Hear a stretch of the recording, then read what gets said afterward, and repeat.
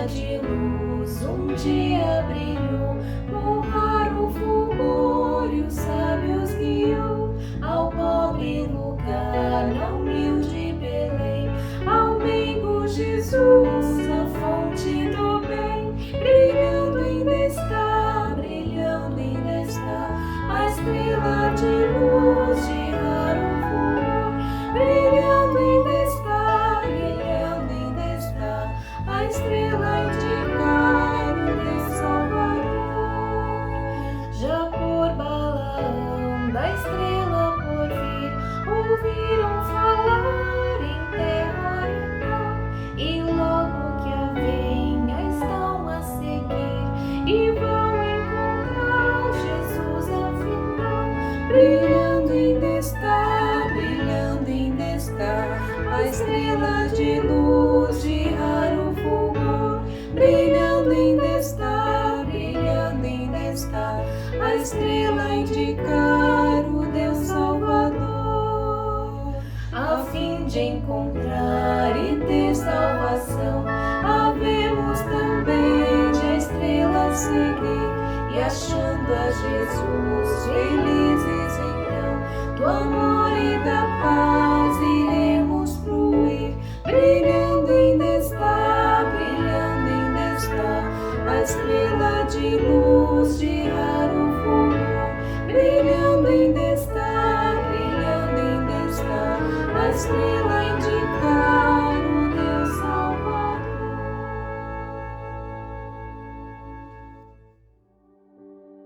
Olá, seja bem-vindo. É um privilégio recebê-lo para essa reflexão especial sobre os magos do Oriente. Essa história maravilhosa que nos é relatada no Evangelho de Mateus, no capítulo 2, nos traz preciosas lições das quais devemos aplicá-las em nossa vida hoje.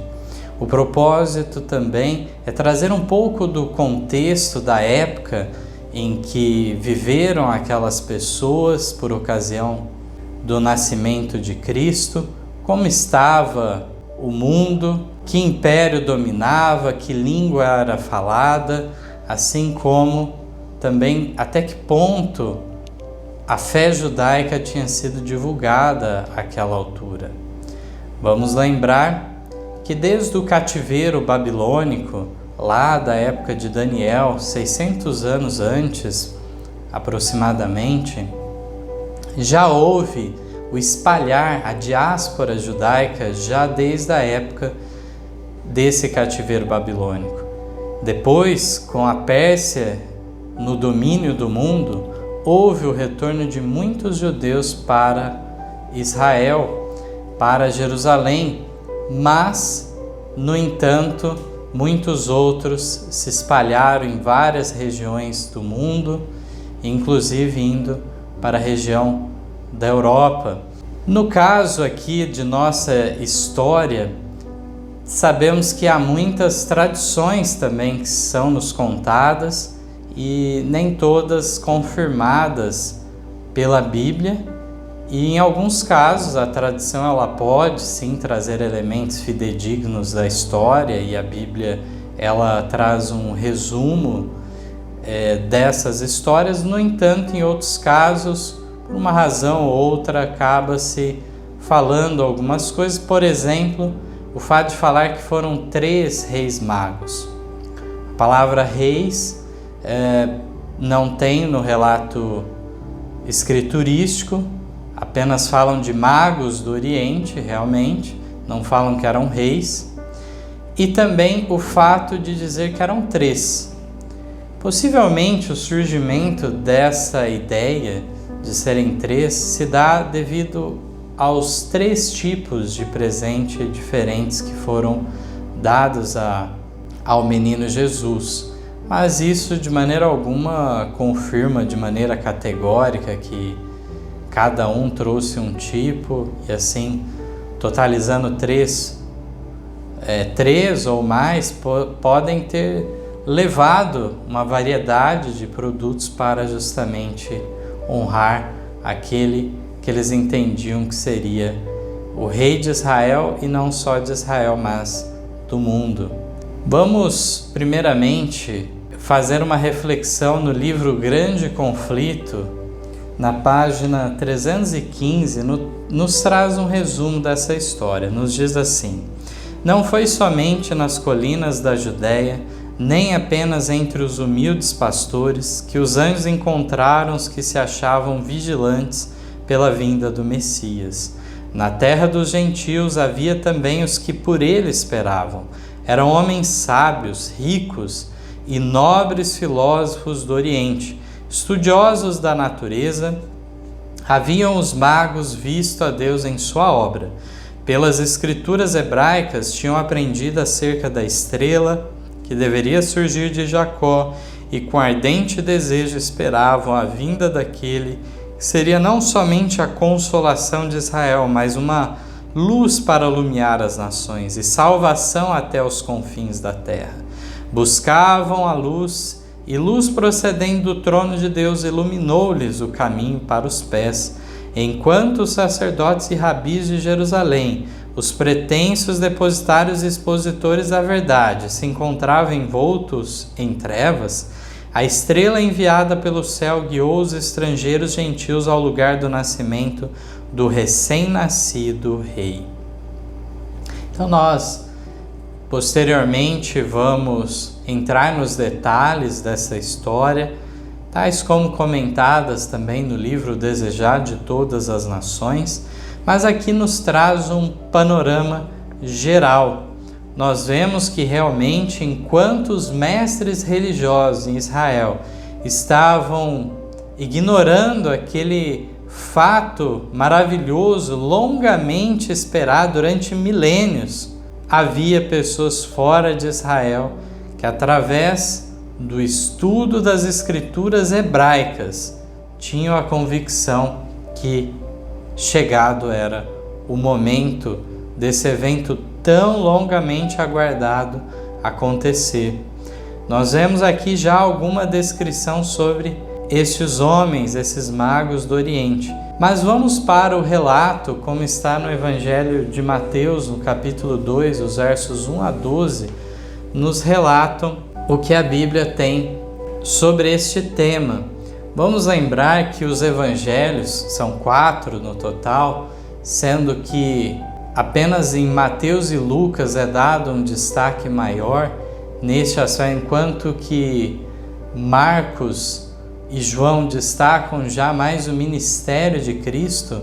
Nós temos narrativas complementares em Mateus e Lucas. No Evangelho de Lucas, nós vemos o fato de, no dia do nascimento de Cristo, vir aqueles pastores que foram avisados pelos anjos, que acompanharam todo aquele cântico maravilhoso que os anjos fizeram. Nós, muitas vezes, de maneira superficial, podemos analisar esta vinda dos magos até Belém como fosse no mesmo dia do nascimento de Cristo. Não é o caso. Enquanto que a vinda dos pastores até o menino para adorá-lo se deu no mesmo dia, nós temos aí várias semanas que se passam, inclusive a apresentação, a dedicação de Cristo no templo, depois de semanas. Temos o testemunho maravilhoso de Simeão, de Ana, acerca de aquele menino ser o Messias, a divindade encarnada. E posteriormente a tudo isso que temos o relato justamente que vem aqui em Mateus 2. Então um evangelho acaba complementando ao outro. E aqui nos diz o seguinte: e tendo nascido Jesus em Belém de Judéia, no tempo do rei Herodes, eis que uns magos vieram do Oriente a Jerusalém, dizendo: onde está aquele que é nascido rei dos judeus? Porque vimos a sua estrela no Oriente e viemos a adorá-lo. E o rei Herodes, ouvindo isso, perturbou-se toda Jerusalém com ele. E congregados todos os principais sacerdotes, os escribas do povo, perguntou-lhes onde havia de nascer o Cristo. E eles lhe disseram: em Belém de Judéia, porque assim está escrito pelo profeta: E tu, Belém, terra de Judá, de modo nenhum és menor entre as capitais de Judá, porque de ti sairá o guia que há de apacentar o meu povo, Israel. Então Herodes, chamando secretamente os magos, inquiriu exatamente deles acerca do tempo em que a estrela lhes aparecera. E enviando-os a Belém, disse: Ide e perguntai diligentemente pelo menino, e quando o achardes, participai-mo, para que também eu vá e o adore. E tendo eles ouvido o rei, partiram, e eis que a estrela que tinham visto no oriente ia diante deles, até que, chegando, se deteve sobre o lugar onde estava o menino. E vendo eles a estrela, regozijaram-se muito com grande alegria. E entrando na casa, acharam o menino com Maria, sua mãe, e prostrando-se, o adoraram, e abrindo seus tesouros, ofertaram-lhe dádivas, ouro, incenso e mirra. E sendo por divina revelação avisados num sonho para que não voltassem para junto de Herodes, partiram para sua terra por outro caminho. Este é o singelo relato. Nós vemos aqui toda a sagacidade de Herodes nessa atitude. Sabemos bem o que ele vai, as atrocidades desumanas que ele cometerá na continuação dessa história, mas o foco realmente de analisarmos nessa oportunidade é sobre esta vinda de pessoas de tão longe e como que eles estavam cientes disso tudo, qual que era a origem dessa estrela, como que pode uma estrela estar guiando eles desde casa até chegarem primeiramente em Jerusalém e depois a Belém. E aqui nós encontramos também que diante da inquirição de Herodes é que os principais sacerdotes, os escribas do povo, foram à análise para justamente destacar que o lugar do nascimento, de acordo com a profecia, por exemplo, de Miqueias 5:2, era Belém. E dessa maneira, então, vamos para reflexões maravilhosas, tanto sobre esse episódio como da época em que viveram, tais como estão relatadas na página 32 do Desejado em diante. Depois temos na página 59 em diante várias considerações sobre o tema. Primeira diz assim: vindo a plenitude dos tempos, Deus enviou seu Filho. A providência havia dirigido os movimentos das nações e a onda do impulso e influência humanos até que o mundo se achasse maduro para a vinda do Libertador. As nações estavam unidas sobre o mesmo governo. Falava-se vastamente uma língua, a qual era por toda parte reconhecida como a língua da literatura. De todas as terras, os judeus da dispersão reuniam-se em Jerusalém para as festas anuais. Ao voltarem para os lugares de sua peregrinação, podiam espalhar por todo o mundo as novas da vinda do Messias. Por essa época, os sistemas pagãos iam perdendo domínio sobre o povo. Os homens estavam cansados de aparências e fábulas, ansiavam uma religião capaz de satisfazer a alma. Conquanto a luz da verdade parecesse afastar dos homens, havia almas ansiosas de luz, cheias de perplexidade e dor, tinham sede do conhecimento do Deus vivo, da certeza de uma vida para além da morte. Então, nesse primeiro relato, nós já observamos algumas semelhanças com o que está se formando cada vez mais em nossa época. Realmente, em toda a leitura que vamos fazer, veremos semelhanças entre o momento da primeira vinda de Cristo e o momento para a segunda vinda de Cristo ocorrer. Lá estavam todos reunidos no mesmo poder. Havia a chamada Pax Romana, essa paz romana que hoje temos a paz americana muitas vezes. Através de certos subterfúgios havia então este domínio, esse predomínio.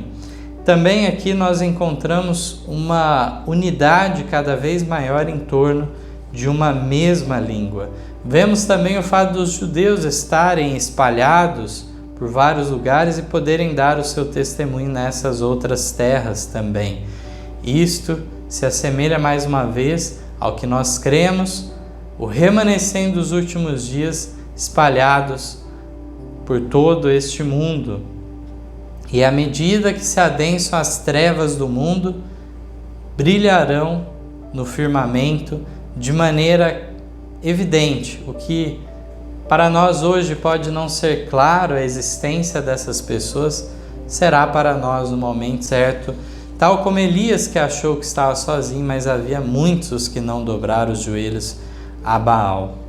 Vemos que também nessa época os demais sistemas religiosos que haviam perdiam domínio sobre as pessoas estavam cansadas daquelas enganações e ansiavam realmente uma religião que viesse e trouxesse uma realidade, uma paz que só Deus pode dar realmente. Fora da nação judaica, houve homens que predisseram o aparecimento de um instrutor. Esses homens andavam em busca da verdade, foi-lhes comunicado o espírito de inspiração.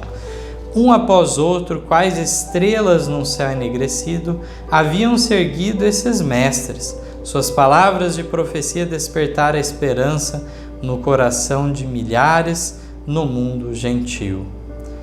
Fazia séculos que as escrituras haviam sido traduzidas para o grego, então vastamente falado no Império Romano. Os judeus estavam espalhados por toda parte e sua expectação da vinda do Messias era até certo ponto partilhada pelos gentios. Entre aqueles a quem os judeus classificavam de pagãos, encontravam-se homens que possuíam melhor compreensão das profecias da Escritura relativas ao Messias do que os mestres de Israel. Alguns o esperavam como libertador do pecado.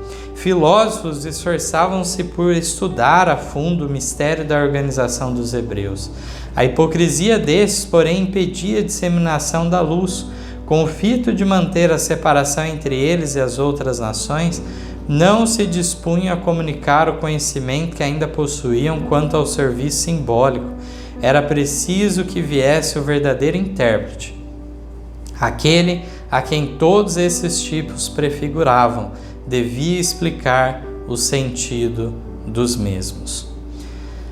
Impressionante sabermos que, ao decorrer dos séculos, haviam palavras de profecia, pessoas então que o Espírito Santo comunicou inspiração, pessoas que trouxeram vários elementos de verdade para o mundo gentil, fora dos limites do judaísmo. Infelizmente, o judaísmo sempre com uma postura exclusivista, não havendo o compartilhar dessa mensagem, a não ser em momentos específicos da história, muito especiais. Houve a falha na maior parte do tempo nesse aspecto. Então Deus teve que levantar esses instrutores fora do judaísmo. Nós vamos lembrar daquele episódio que é relatado no livro de Daniel. Para além do que Daniel e outros, os seus amigos e outros judeus fiéis tinham já proclamado sobre o Messias para o rei Nabucodonosor, a ponto de, naquele incidente da fornalha ardente, reconhecer aquele quarto homem semelhante ao Filho de Deus. Lá, então, justamente o rei Nabucodonosor reconheceu que aquela figura misteriosa poderia ser o ungido, prometido, libertador que os israelitas esperavam. E tal como foi já dito, não deveria ser em favor apenas de Israel, mas luz para todas as nações, salvação até os confins da terra. Aqui, na leitura, ainda notamos que realmente havia pessoas que chegavam a aguardá-lo como libertador do pecado, estavam mais próximos do que a maior parte dos judeus, que viam apenas uma libertação temporal do jugo romano, o qual era imposto sobre eles. Então, realmente, nós vemos que diante de toda a confusão, era necessário Cristo vir para trazer a devida interpretação para o que tinha sido revelado no Antigo Testamento. Aqui nós vemos quantos filósofos, sábios, grandes homens de fora de Israel que buscavam compreender essa fé misteriosa, diferente de tudo mais que eles conheciam. Por meio da natureza, de figuras e símbolos, de patriarcas e profetas, Deus falara ao mundo. As lições deviam ser dadas à humanidade na linguagem da própria humanidade. O mensageiro do conselho devia falar, sua voz devia ser ouvida em seu próprio templo. Cristo tinha de vir para proferir palavras que fossem claras e positivamente compreendidas. Ele, o autor da verdade, devia separá-la da palha das expressões humanas que a haviam tornado de nenhum efeito. Os princípios do governo de Deus e o plano da redenção deviam ficar claramente definidos. As lições do Antigo Testamento precisavam ser plenamente apresentadas aos homens. Muitas vezes, o judaísmo se prendeu aos detalhes dos meios, dos símbolos, em vez de atentar para o grande plano da redenção que Deus intentava ensiná-los. Satanás estava procurando vedar ao homem o conhecimento de Deus, desviar-lhe a atenção do templo divino e estabelecer seu próprio reino. Dir-se-ia coroada de êxito a luta pela supremacia. É verdade que em toda geração Deus tem seus instrumentos. Mesmo entre os gentios havia homens, por meio dos quais Cristo estava operando para elevar o povo de seu pecado e degradação. Mas esses homens eram desprezados e aborrecidos. Muitos deles haviam sofrido morte violenta. A escura sombra que Satanás lançara sobre o mundo tornara-se cada vez mais densa. Então, sábios, filósofos e mesmo profetas, pelo que podemos notar aqui, pelo que foi relatado, foram suscitados em meio aos gentios para elevar as pessoas para uma moral, uma ética superior. Alguns deles retiravam, extraíam princípios da própria natureza e outros então tiveram acesso às escrituras hebraicas e aprenderam muito delas. E aqui diz que, no entanto, essas pessoas foram desprezados e aborrecidos entre o seu povo. Muitos chegaram a ter o quê? Uma morte violenta. Sofreram, então, um martírio. Agora, entrando diretamente na experiência daqueles magos que vêm a Jerusalém para encontrar com o Messias, nós teremos maiores detalhes aqui também na continuação. Os magos do Oriente eram filósofos, faziam parte de uma grande e influente classe que incluía homens de nobre nascimento, bem como muitos dos ricos e sábios de sua nação. Entre esses achavam muitos que abusavam da credulidade do povo. Outros eram homens justos, que estudavam as indicações da providência na natureza, sendo honrados por sua integridade e sabedoria. Desses eram os magos que foram em busca de Jesus. A luz de Deus está sempre brilhando entre as trevas do paganismo. Ao estudarem esses magos, o céu estrelado, procurando sondar os mistérios ocultos em seus luminosos caminhos, viram a glória do Criador. Buscando mais claro entendimento, voltaram-se para as escrituras dos hebreus, guardados como tesouro havia em sua própria terra, escritos proféticos, que prediziam a vinda de um mestre divino. Balaão pertencia aos magos, conquanto fosse em tempos profeta de Deus. Pelo Espírito Santo predissera a prosperidade de Israel, e e o aparecimento do Messias. E suas profecias haviam sido conservadas de século em séculos pela tradição. No Antigo Testamento, porém, a vinda do Salvador era mais claramente revelada. Os magos souberam com alegria que seu advento estava próximo e que todo mundo se encheria do conhecimento da glória do Senhor.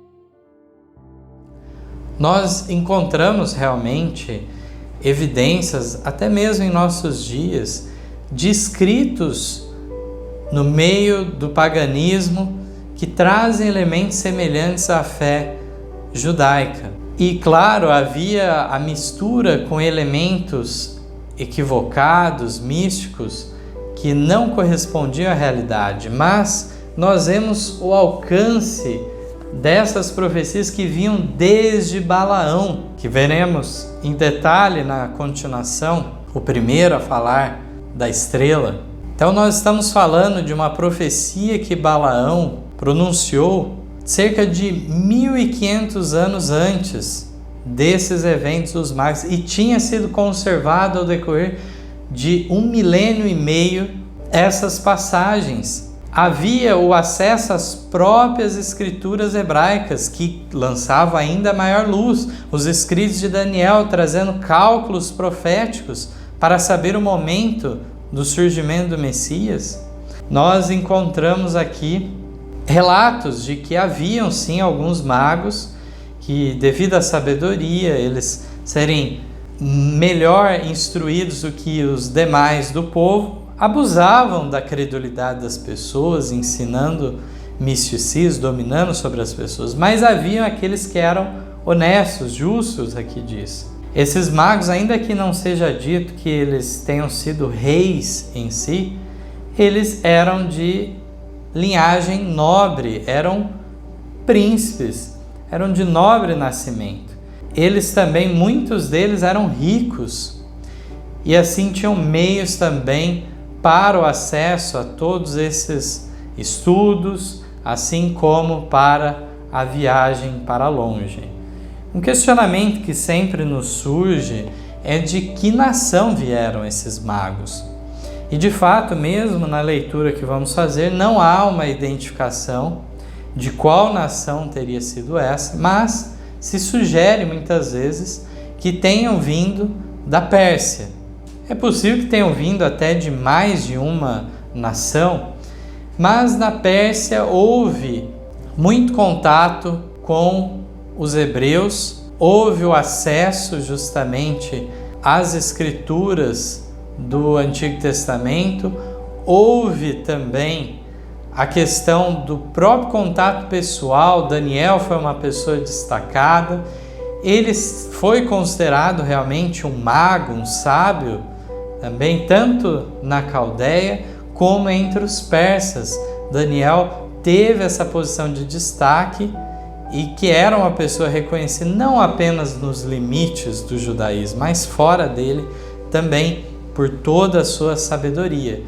Quando nós falamos de magos, realmente eram essas pessoas que estudavam a natureza, que tinham a preocupação filosófica com as questões morais, éticas e tudo mais. Aqui nós, na continuação, veremos em relação à estrela em si. Que maravilhosa revelação teremos nesta parte.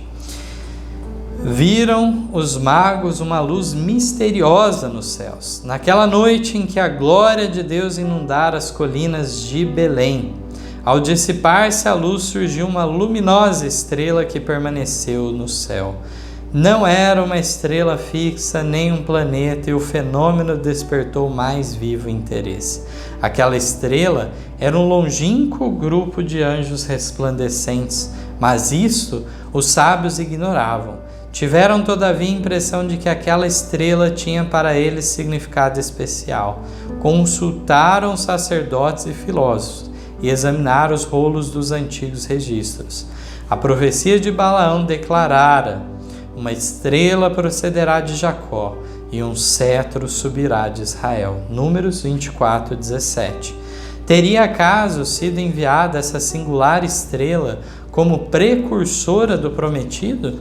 Os magos acolheram com agrado a luz da verdade enviada pelo céu. Agora era sobre eles derramada em mais luminosos raios. Foram instruídos em sonhos a ir em busca do rei nascido príncipe.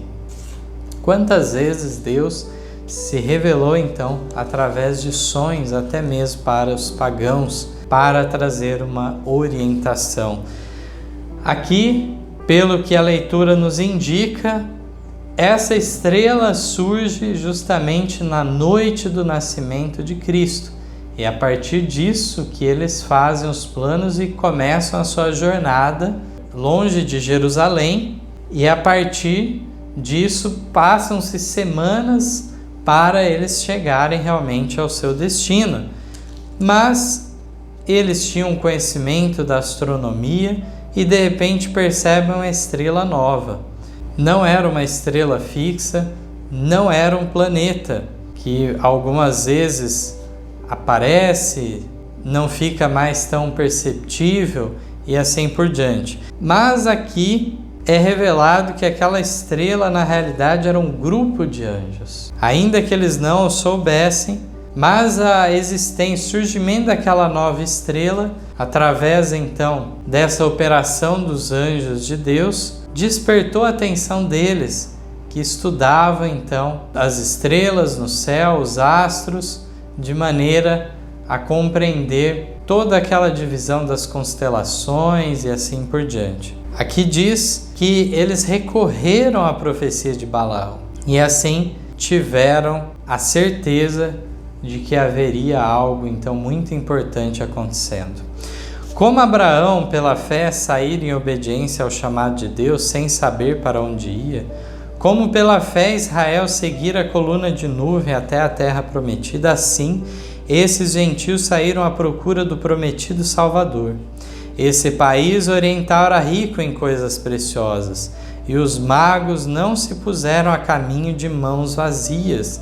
Era costume a príncipes ou outros personagens de categoria oferecer presentes como ato de homenagem, e os mais ricos dons proporcionados por aquela região foram levados em oferta àquele em que haviam de ser benditas todas as famílias da terra. Era necessário viajar de noite, a fim de não perderem de vista a estrela, mas os viajantes entretinham as horas proferindo ditos tradicionais e profecias a respeito daquele a quem buscavam. Em toda a parada que faziam para repouso, examinavam as profecias, e neles se aprofundava a convicção de que eram divinamente guiados, enquanto, como sinal exterior, tinham diante de si a estrela, sentiam interiormente o testemunho do Espírito Santo, que lhes impressionava o coração, inspirando-lhes também esperança, se bem que longa, a viagem foi feita com alegria. Que maravilhoso vermos como que foi uma viagem que, ainda que longa, foi muito prazerosa, em todo o tempo meditando nas benditas promessas daquele grande libertador de Israel e de todo o mundo. Chegam à terra de Israel e descem o Monte das Oliveiras, tendo à vista Jerusalém, quando eis que a estrela que lhes servira de guia por todo o fatigante caminho detém-se por sobre o templo, desvanecendo-se depois de algum tempo aos seus olhos. Ansiosos dirigem os passos para diante, esperando confiantemente que o nascimento do Messias fosse o jubiloso assunto de todas as bocas. São, porém, vãs suas pesquisas. Entretanto, na santa cidade dirigem-se ao templo. Para seu espanto, não encontram ninguém que parecesse saber do recém-nascido. Suas perguntas não despertavam expressões de alegria, mas antes de surpresa e temor, não isentos de desprezo. Realmente, que lamentável, que choque foi para aqueles magos do Oriente encontrar a capital de Israel desta maneira. Nós notamos que foram prontos para honrar este que era o rei prometido. Levaram então preciosidades, tal como era o costume, para presentear. Chegam e nada se fala sobre isto, mas no templo com certeza encontraremos algo. Mais uma vez a decepção. Ainda foram que desprezados. Não se deu então nenhuma atenção a eles que estavam interessados em saber sobre isto. Os sacerdotes repetem as tradições, exaltam sua própria religião e piedade, ao passo que acusam os gregos e romanos como maiores pagãos e pecadores que todos os outros.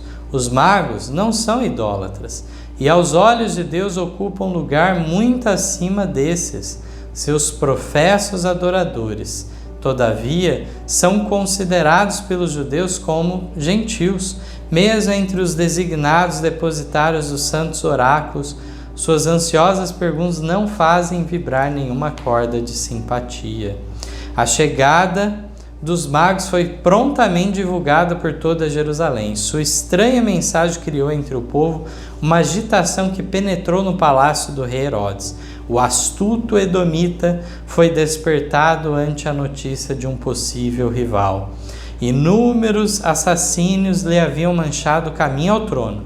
Sendo de sangue estrangeiro, era odiado pelo povo sobre quem governava. Sua única segurança era o favor de Roma.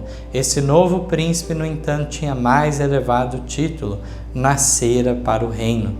Herodes suspeitou que os sacerdotes estivessem tramando com os estrangeiros para despertar um tumulto popular, destronando-o. Ocultou, no entanto, sua desconfiança, decidido a malograr-lhes os planos por maior astúcia. Convocando os principais dos sacerdotes e os escribas, interrogou-os quanto aos ensinos dos livros sagrados com relação ao lugar do nascimento do Messias. Então aqui nós notamos que realmente aqueles magos não eram idólatras, não eram politeístas.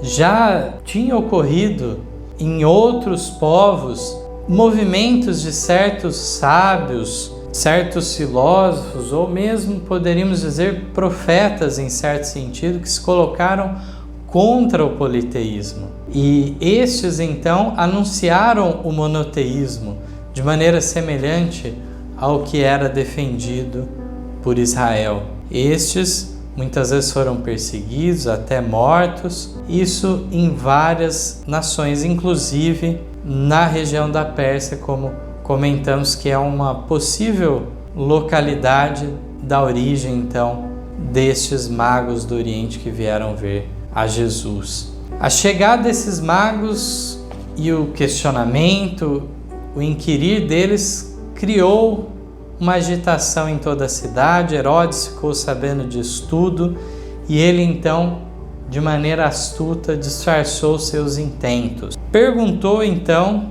convocou na realidade, sacerdotes e escribas para responder a ele o lugar que deveria ocorrer o nascimento do Messias.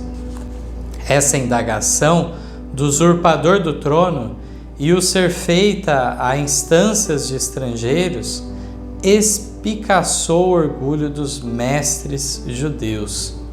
A indiferença com que se voltaram para os rolos da profecia irritou o ciumento tirano. Julgou que estava buscando ocultar seu conhecimento do assunto. Com uma autoridade que não ousaram desatender, ordenou-lhes que fizessem atenta investigação e declarassem o lugar do nascimento do esperado rei.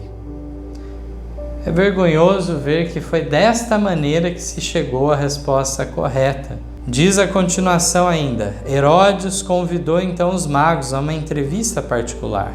Rugia-lhe no coração uma tempestade de ira e temor, mas manteve um exterior sereno e recebeu cortesmente os estrangeiros.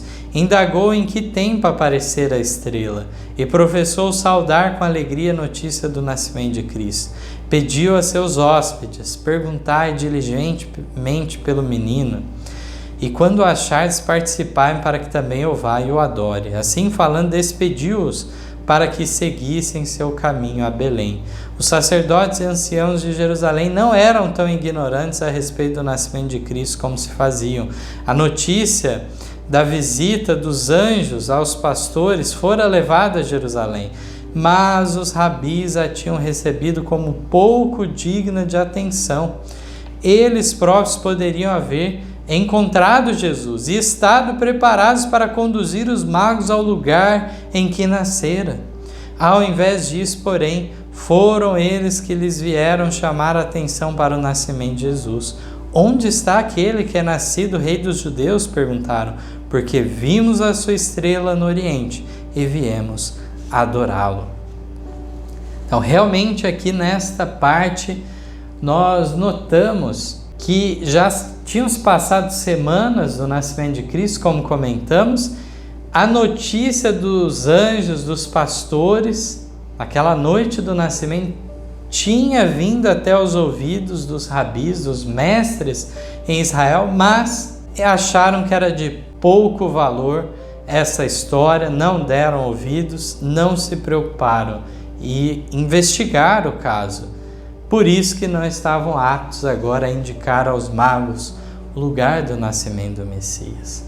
Teve que vir pessoas de uma terra longínqua para despertar a atenção dos mestres em Israel e do povo em Israel. Então o orgulho e a inveja cerraram a porta à luz. Fossem acreditadas as notícias trazidas pelos pastores e os magos, e teriam colocado os sacerdotes e rabinos numa posição nada invejável, destituindo-os de suas pretensões a exponentes da verdade de Deus. Estes doutos mestres não desceriam a ser instruídos por aqueles a quem classificavam de gentios. Não poderia ser, diziam, que Deus os passasse por alto para se comunicar com pastores ignorantes ou incircuncisos pagãos. Resolveram mostrar desprezo pelas notícias que estavam agitando o rei Herodes e toda Jerusalém. Nem mesmo iriam a Belém a ver se essas coisas eram assim. E levaram o povo a considerar o interesse em Jesus como despertamento fanático. Aí começou a rejeição de Cristo pelos sacerdotes e rabis. Daí cresceu seu orgulho e obstinação até se tornarem decidido ódio contra o Salvador. Enquanto Deus abria a porta aos gentios, estavam os chefes judeus fechando-a a si mesmos. Muitas vezes pensamos que a rejeição para com Jesus de Nazaré começou em seu ministério 30 anos depois. Mas aqui vemos que não é este o caso. Já deveriam ter tomado parte no anúncio, na proclamação, desde o nascimento dele, que foi sim exposto através de sinais sobrenaturais, de acordo com as profecias, para que fosse possível compreender. Ora, se pessoas de fora conseguiram compreender, era possível que eles compreendessem. Não foi algo oculto, mas fecharam os olhos para tudo isso. O orgulho, a inveja impediu eles de reconhecerem isso. E não queriam então se submeter a achar que poderiam aprender algo daqueles humildes pastores ou dos incircuncisos magos. De fato, nem foram a Belém para ver como eram as coisas de fato. Não houve esta investigação. Sozinhos partiram os magos de Jerusalém. Caíam as sombras da noite quando saíram das portas, mas, para sua grande alegria, viram novamente a estrela e foram guiados a Belém. Não tinham, como os pastores, recebido comunicação quanto ao humilde estado da criança. Depois da longa jornada, ficaram decepcionados com a indiferença dos chefes judeus e deixaram Jerusalém menos confiantes do que nela penetraram. Em Belém não encontraram nenhuma guarda real a proteger o recém-nascido rei. Não havia a assisti-lo nenhum dos grandes da terra. Jesus estava deitado numa manjedoura. Os pais e letrados camponeses eram seus únicos guardas. Poderia ser este aquele de quem estava escrito que havia de restaurar as tribos de Jacó e tornar a trazer os remanescentes de Israel, que seria luz para os gentios e salvação até a extremidade da terra? Isaías 49:6. E entrando na casa, acharam o menino com Maria, sua mãe, e prostrando-se, o adoraram. Através da humilde aparência exterior de Jesus, reconheceram a presença da divindade. Deram-lhe o coração como a seu Salvador, apresentando então suas dádivas, ouro, incenso e mirra. Que fé a sua! Como do centurião romano mais tarde poder-se-ia haver dito dos magos do Oriente: nem mesmo em Israel encontrei tanta fé. Mateus 8:10. Realmente é maravilhoso encontrarmos esses relatos, aquecem o nosso coração, imaginarmos aquela cena.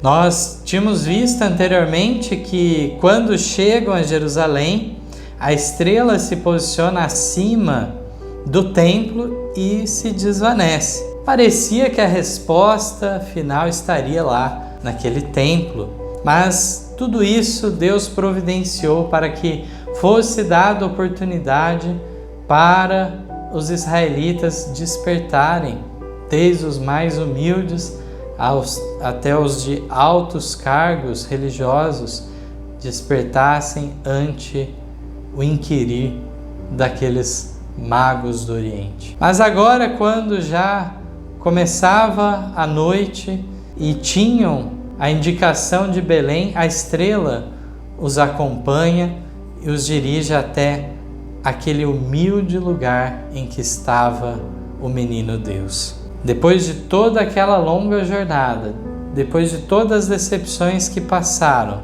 vem então realmente Jesus juntamente com seus pais, e o Espírito Santo testifica à mente deles que era este mesmo o Messias, o príncipe prometido. E agora então abrem seu coração para o seu Salvador, entregam seu tributo de gratidão, e agora então é feita a seguinte reflexão: como do centurião romano, essa fé deles era muito maior do que poderia ser encontrado em Israel. Em relação a todo o benefício religioso que tinha Israel, educados desde crianças nas Sagradas Escrituras, toda a história que conheciam, em relação a eles, com poucos magos compreenderam então o significado profundo do nascimento daquela criança, muito superior até mesmo aos discípulos posteriormente, que tiveram dificuldade para compreender a natureza do reino espiritual que Jesus tinha vindo inaugurar, o reino da graça. Os magos não haviam penetrado os desígnios de Herodes para com Jesus. Satisfeito o objetivo de sua viagem, prepararam-se para regressar a Jerusalém, na intenção de o pôr ao fato do êxito que haviam tido. Em sonho, porém, recebem a divina mensagem de não ter mais comunicações com ele, e desviando-se de Jerusalém, partem para sua terra por outro caminho. Por meio dos magos, Deus chamara a atenção da nação judaica para o nascimento de seu filho. Suas indagações em Jerusalém, o despertar do interesse popular e o próprio ciúme de Herodes, que forçou a atenção dos sacerdotes e rabis, dirigiu os espíritos para as profecias relativas ao Messias e ao grande acontecimento que acabava de ter lugar. Impressionante que os judeus odiavam realmente a Herodes, que era um edomita, vinha lá da descendência de Esaú, não era considerado realmente um legítimo judeu, não deveria estar no trono, mas ele estava naquele trono devido a Roma tê-lo colocado nessa posição. Realmente, vemos o ciúme de Herodes e nada disso desperta eles para então sair em defesa, em proteção daquela criança. Por um lado, tristeza de ver o professo povo de Deus nessa condição de cegueira espiritual, de incredulidade. Por outro lado, nos maravilhamos com o fato desses magos terem toda essa interação com Deus e através de sonho eles serem avisados do intento maligno de Herodes e tomarem outro caminho, não avisarem Herodes da localização de Jesus. Para concluirmos, aqui diz assim: mediante as dádivas dos magos de um país gentílico, supriu o Senhor os meios para a viagem ao Egito e a estadia em terra estranha. Os magos estiveram entre os primeiros a saudar o Redentor. Foi a sua primeira dádiva a lhe ser posta aos pés, e por meio daquela dádiva, que privilégio em servir tiveram eles. Deus se deleita em honrar a oferta de um coração que ama, dando-lhe a mais alta eficiência em seu serviço.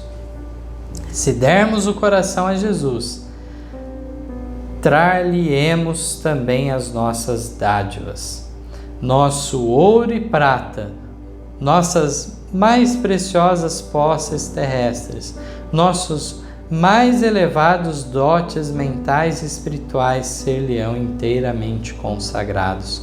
A Ele que nos amou e se entregou a si mesmo por nós. Sabemos como se desenrola os acontecimentos seguintes. O próprio José também em sonho é avisado que deveria fugir prontamente, porque haveria a matança das crianças a mando de Herodes, e deste modo ocorre então a fuga para o Egito. Passam 3 anos naquela região, até que ocorre a morte de Herodes, de maneira excruciante também, diga-se de passagem. Mas aqui nós vemos que os meios trazidos pelos magos ajudaram nessa viagem. E devemos hoje então compreender o que Deus pede de nós. O que Jesus gostaria que depositássemos diante dele. Não apenas os nossos meios materiais, as nossas ofertas em favor dos mais necessitados e o avançamento da causa de Deus, mas o que mais Jesus deseja é que hoje o seu coração seja entregue em suas mãos. O nosso coração tem que ser transplantado, deve haver a mudança de um coração de pedra para um coração de carne, um coração sensível aos apelos do Espírito Santo. Esta obra é uma obra sobrenatural. O maior milagre que pode ser realizado é um homem, uma mulher, ser de manhã de Satanás e à tarde ser de Cristo.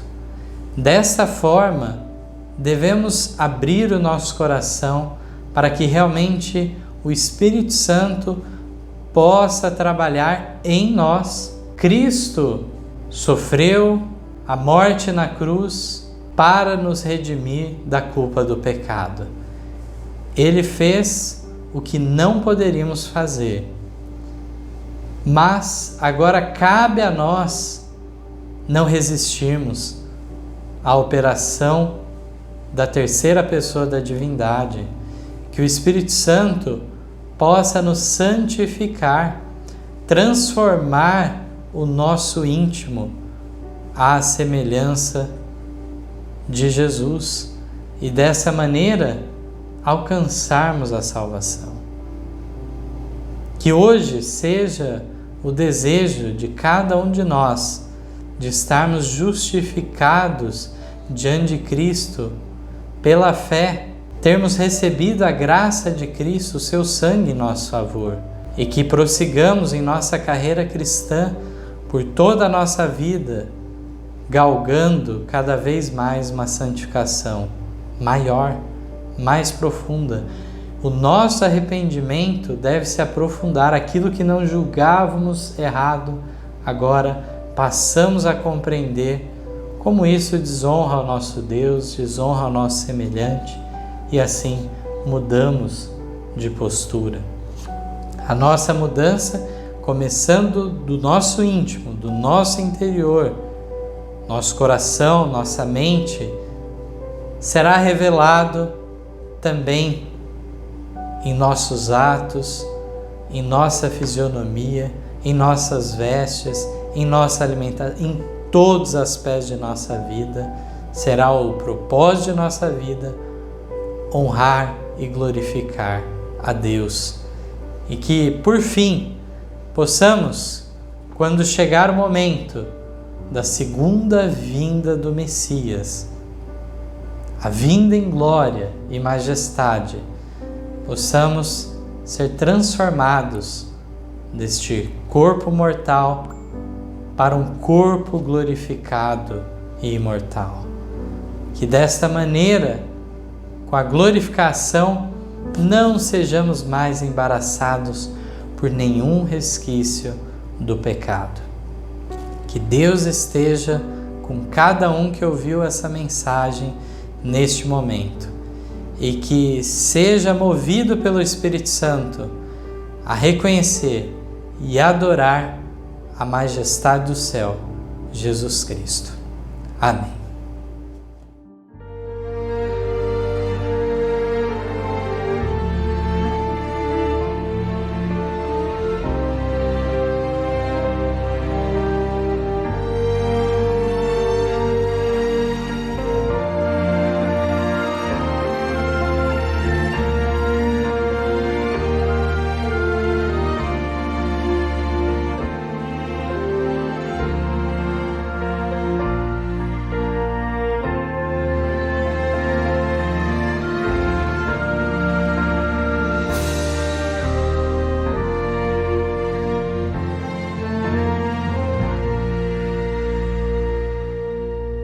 Noite de paz, no céu estrelas brilham, a linda noite em que Cristo nasceu.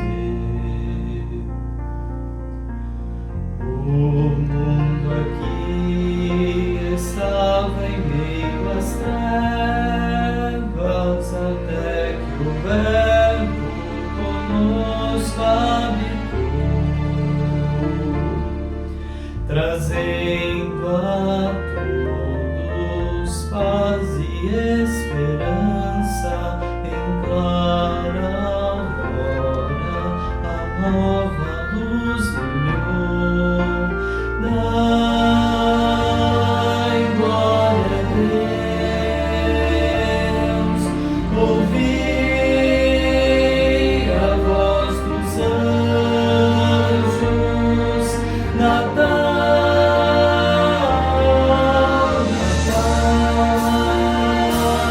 em Belém, Jesus nasceu. Cantai,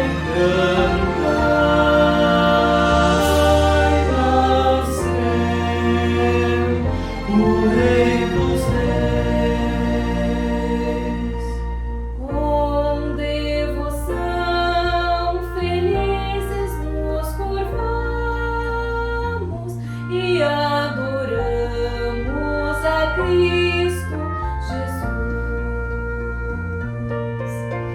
Magos também do Oriente aqui chegaram, guiados por uma estrela de luz. O nobre rei nasceu imenso, humilde, Pra nos trazer a paz e a salvação.